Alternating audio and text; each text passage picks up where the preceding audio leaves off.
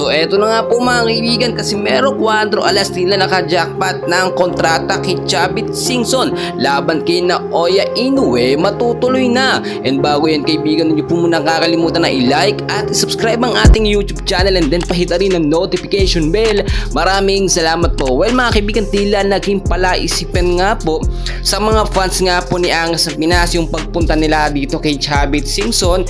Nagkaroon po kasi sila ng pagpupulong at tayo na rin sa ating pinaka-latest na update na nakuha ay may in-offer na contract or kontrata etong si Chavit Singson at handa pong maglabas ng milyong-milyong peso para nga daw matuloy ang magiging laban nila o laban nila ni Naoya Inoue.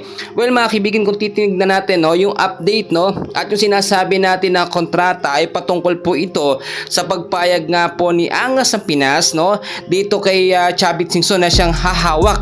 Ibig sabihin nito mga kaibigan, may parte eto si Chavit kapag manalo eto nga pong si Casimero in case na makakalaban niya itong si Naoya Inoue. Pero ang tanong, paano mangyayari nga po yun? Noon pa man ay nilino na nga po ng kampo ni Naoya Inoue na gusto nila kung lalabanan nila at papatuloy nila ang offer nga po ng kampo ni Casimero Angas ng Pinas ay meron silang mapapala. Dahil kung wala daw pong belt na makukuha sila at wala din makukuhang pera, hindi sila susugod o tutuloy po sa laban. Kaya naman po, hindi lamang milyon-milyon ang inihanda at handang i-offer dito nga po si Chavit Singson, bagkos bilyon-bilyong pesos din ang kanyang handang ialay o i-offer dito para kay Naoya Inoue.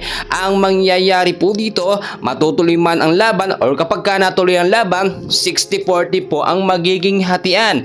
Well, ayon naman po sa ating nakuhang update dito nga po sa kampo ni Naoya Inoue, as of now pinag-iisipan nila itong offer na ito.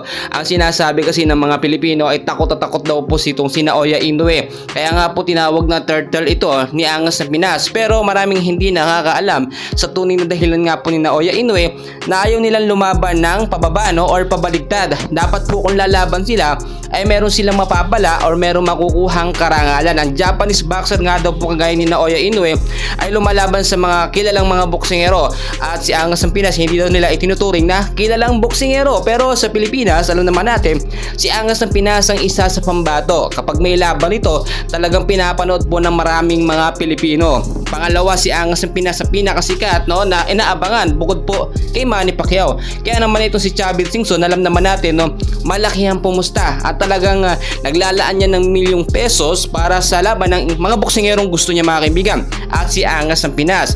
Bali ang mangyayari po dito, it's a win-win situation. Kapag nanalo si Angas ng Pinas, halos triple po babalik na pera dito kay Chavit Singson.